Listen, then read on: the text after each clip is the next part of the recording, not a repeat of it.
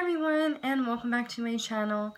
So today, in light of recent events in Cape Town, South Africa, I decided to do this video on preserving water, because you can never preserve too much water, because this past summer that actually happened here. Maybe not quite as severe, but we were on a strict warning to not water our lawns, and they were not washing cars as much. And these are some of my tips, but there was on the radio almost every day telling us what we should not be doing, and we even got in the mail a letter of how to, what we should stop doing for the summer, because it was super dry here. And yeah, we were just put on a water warning, basically, which is happening in South Africa right now, and they literally have a quarter left of their water preserves, and then they will be out of water if it doesn't rain. So it's kind of a scary thought. So anyways, let's get started. So the first one I have is don't let your water run at any time for any reason. I never let my water run unless I'm using that water. When I'm filling up the water filter, I do not let it run from hot or warm to cold. I just fill it up and throw it in the fridge and it will get cold. I don't let the water heat up, because if I'm heating up, I can heat it up on the stove, and in the shower. Well, that's another tip. Anyway, just don't let your water run for whatever reason, and always when you're doing dishes by hand, fill it up only a little bit of the way, so that when you're rinsing your dishes off, your tub will fill up more with water. So you don't need to start off with a lot. You can start off with a little at first. Number 2 is take shorter showers, or do a military shower where you wash your hair, your face, your body, and then you quickly rinse off in the shower instead of letting the water run. I prefer to have, a sponge bath. I fill up the water about a couple inches, and then if I need to, I will wash my hair while the water is actually running into the bath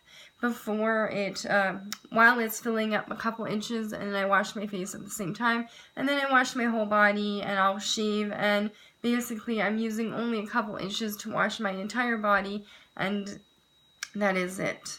And a good way to measure how much water you're using, if you are a regular showerer, is by putting your stopper in, and you will see that most of us will use over a half a whole bathtub, if that makes sense, and that is a lot of water.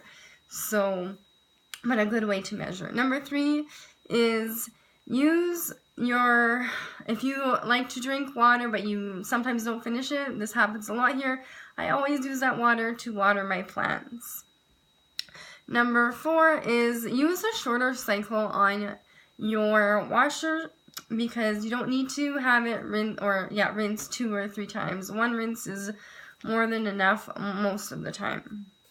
Number 5 is don't waste your ice cubes, or just don't use ice cubes. I personally, if I do have ice cubes and they are left over, I use that water again to water my plants, or I will just refill my drink, and instead of adding more ice cubes, I use what I already have.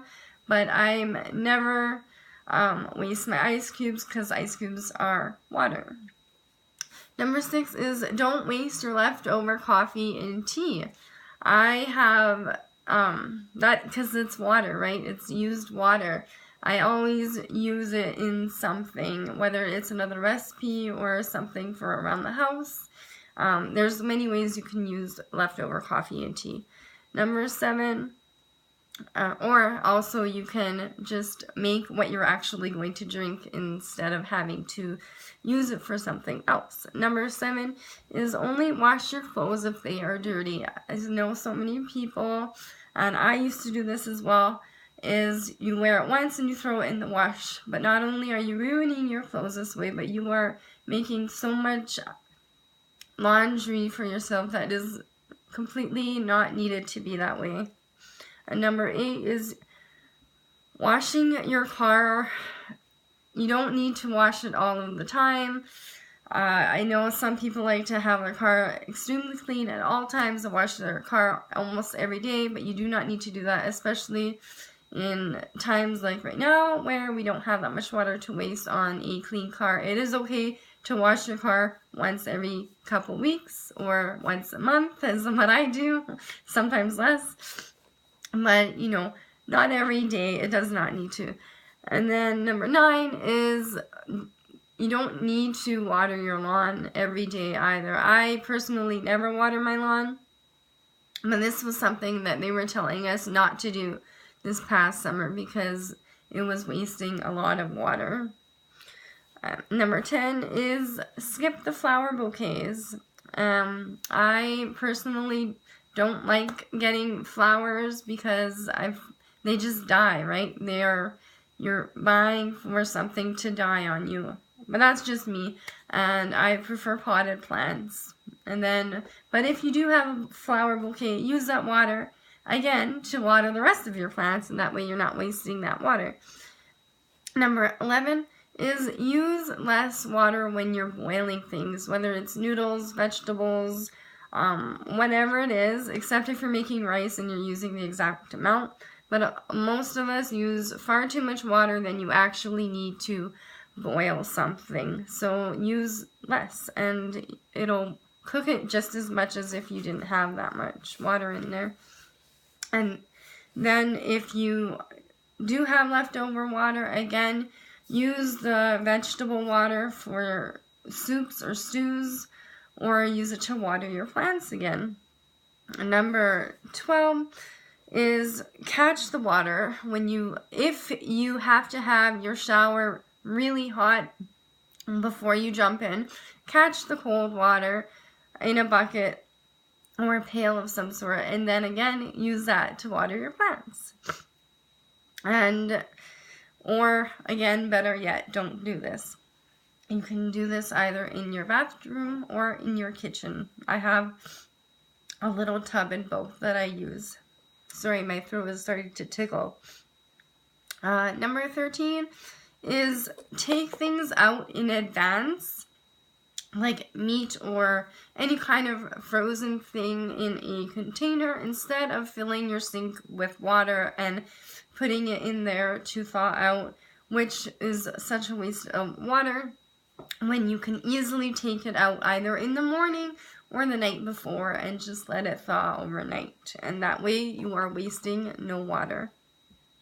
Number 14, this one, don't get mad at me for saying this, but I see many people who just are constantly rinsing their hands off. It's not like their hands are even getting clean because they're just running the water on their hands. If your hands aren't actually dirty, there's no sense in running the water and washing them, because they're not actually washing, you're just wasting water. You could, if you feel like you need to wipe your hands off, you could wet a rag and just wipe your hands and your mouth off instead of letting the water constantly run for that.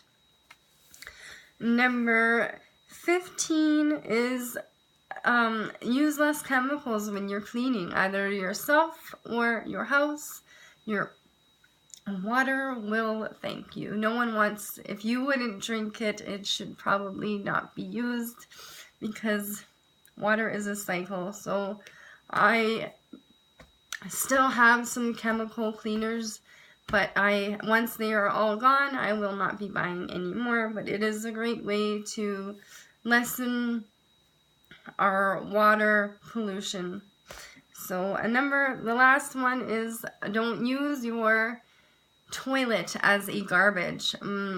Especially, where I am from, they have a septic field, I guess, so you're not really supposed to throw anything down the toilet other than your personal waste and toilet paper. So no sanitary products or nail clippings or hair or tooth floss or anything that is not toilet paper or human waste should not be going down the toilet.